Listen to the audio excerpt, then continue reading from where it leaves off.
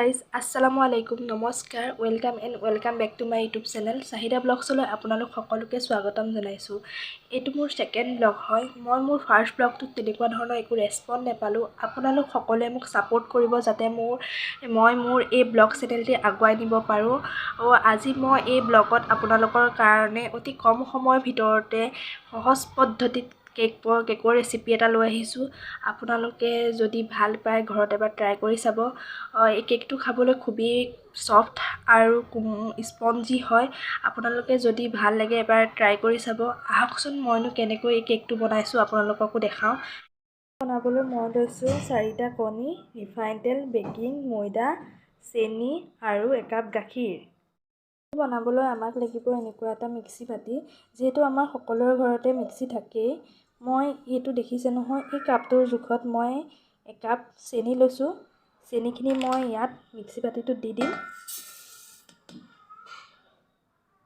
আপোনালোকৰ ঘৰত যদি এনেকুৱা কাপ নাইকিয়া তেতিয়াহ'লে আপোনালোকে চাহ খোৱা কাপ বা বাতি ব্যৱহাৰ কৰিব পাৰে। এতিয়া মই এই চেনিখিনি গুড়ি কৰি ল'ম। মই চেনিখিনি গুড়ি কৰি ল'লোঁ আৰু এতিয়া এই কাপটোত মই এতিয়া কণীখিনি ভাঙি চেনি যিমানখিনি দিছিলোঁ সিমানখিনি জোখতে মই কণীখিনি ইয়াত ভাঙি ল'ম। ইয়াত দেখিছে মই চেনি যিমানখিনি লৈছিলোঁ কণীও সিমানখিনিয়ে লৈছোঁ আৰু মই ইয়াত বাকি দিম। আৰু মই ইয়াত চেনি কণী যিমানখিনি লৈছিলোঁ সিমানখিনিয়ে মই ইয়াত ৰিফাইন ঢালিম।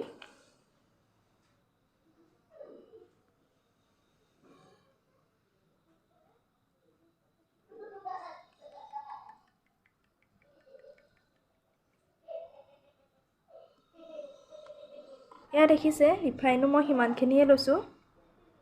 মই ইয়াত ৰিফাইনখিনিও দি দিম। মুঠতে আমি গোটেইকেইটা বস্তু সমান সমান ল'ব লাগিব। এয়া আমি দি দিলোঁ আৰু ইয়াতে বেকিং পাউডাৰ দি দিম আমি। এয়া আমি চাহ খোৱা চামুচেৰে 2 চামুচ ইয়াত দিম বেকিং পাউডাৰ।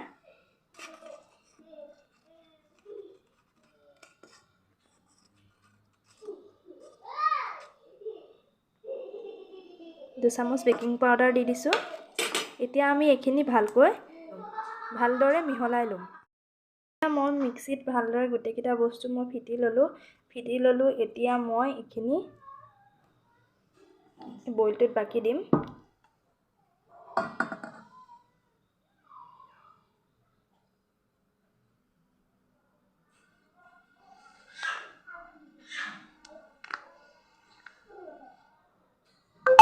ভালদৰে গোটেইখিনি মই ইয়াত বাকি দিছোঁ। আৰু দেখিছে মই যিমানখিনি কণী লৈছিলোঁ, যিমানখিনি চেনি লৈছিলোঁ, যিমানখিনি ৰিফাইন লৈছিলোঁ সিমানখিনি ময়দা লৈছোঁ। এয়া মই ইয়াত দি দিম।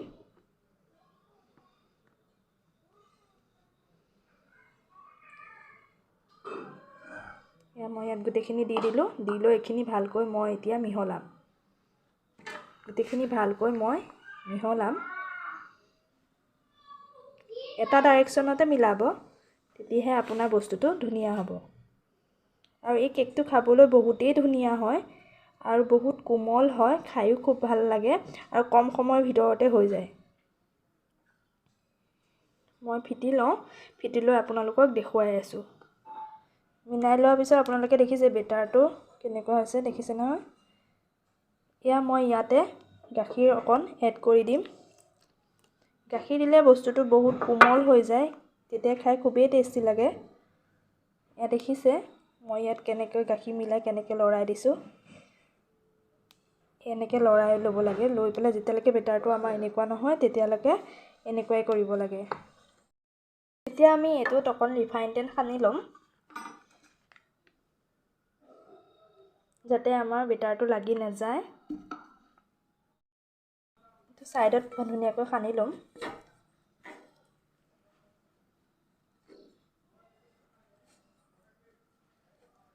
ধুনীয়াকৈ সানি ল'ম।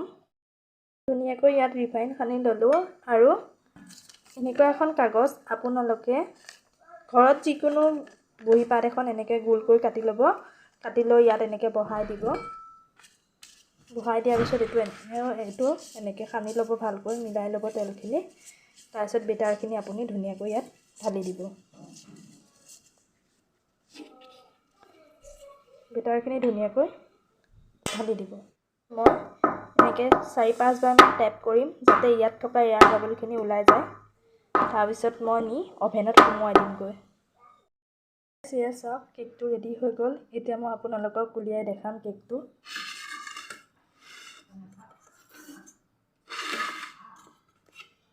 চাওক, দেখিছে কেকটো কিমান ধুনীয়া হৈছে, ছফ্ট হৈছে। ইয়াত দেখিছে স্পঞ্জি হৈছে। এনেকুৱা ধৰণৰ কেক খাই খুবেই টেষ্টি লাগে। দেখিছে কেকটো কিমান কোমল হৈছে। আপোনালোকক মই দেখাই দিছোঁ। এনেকৈ ধৰণৰ আপোনালোকে ট্ৰাই কৰি চাব ঘৰত, বহুত ধুনীয়া হয় কেক। আপোনালোকে যদি মোৰ এই ভিডিঅ'টো চাই ভাল পালে তেনেহ'লে প্লিজ ছাবস্ক্ৰাইব কৰি দিব আৰু লাইক কৰিব, কমেণ্ট কৰিব। আৰু যদি কিবা ভুল হৈছে তেনেহ'লে শুধৰাই দিব আৰু মোক ছাপোৰ্ট কৰিব যাতে মই আগুৱাই যাব পাৰোঁ। আজিলৈ ইমানেই, তেনেহ'লে বাই বাই।